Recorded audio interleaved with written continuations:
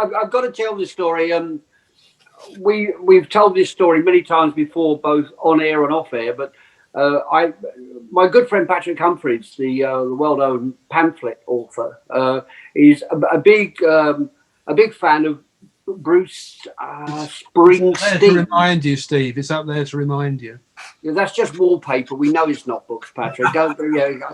So basically, yeah, I've always despised the man and never understood of any of his fame at all. And of course, I had the pleasure of doing the Live Aid trip with Mr. Phil Collins. Which was a great pleasure and a great experience. So, but when I got there, we were going to do a live link with Annie Nightingale back for England and that, the rest of the world, really. And that didn't work out because the camera was broken. So I had nothing else to do except go on the stage, unfortunately, and watch. And of course, Bruce Springsteen, I thought, was just that bad.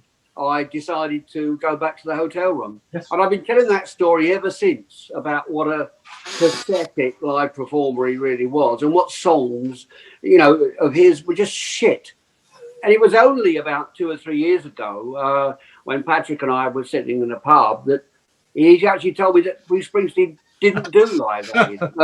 And so for the life of me, that story 30 years on means nothing. I was obviously on some sort of hypnotic drug, probably was at the time.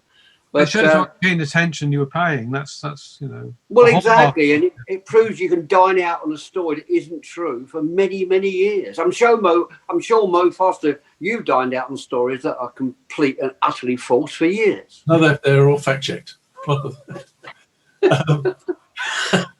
A theory about Bruce Springsteen. His trademark turned up T-shirt sleeves with a packet of cigarettes in. In later life, same T-shirt with a asthma inhaler tucked in there. I interviewed him once, and he had this Bruce had his famously fractious relationship with his father. And I said, well, surely, when you became the first person, not just the first rock star, but the first person to ever appear simultaneously on the covers of Time and Newsweek, even your dad must have been impressed by that. And he said, he looked at me and he said, better you than another picture of the president, I suppose. And talking of the Bee Gees, which we weren't really, evidently Barry Gibb was in Arkansas or somewhere, and he'd heard, or his manager had, of a Barry Gibb lookalike contest, which was being held in the local town hall. And Barry Gibb said, well, why not? Let's give it a go. And he entered and he came third in his own contest. But of course, and Nick Carpenter, you met the Bee Gees. So the Bee Gees, to be serious for a moment, it's very sad that Barry is literally the last man standing. Obviously, Morris and Robin, and of course Andy as well, the other brother, have passed away. Barry, I think, feels a little bit of survivor's guilt. He's the oldest, but he's the only one left. I was extremely fortunate years ago to have been working on a show that all three of them were performing on. And during the rehearsals, I was just sitting on one of the wedges on the stage, and the three of them were right in front of me, just sort of riffing and rehearsing and practicing harmonies. And I was like, this is incredible. The three Bee Gees are literally 2 feet away from me, just crowding around the mic singing. It was spine tingling.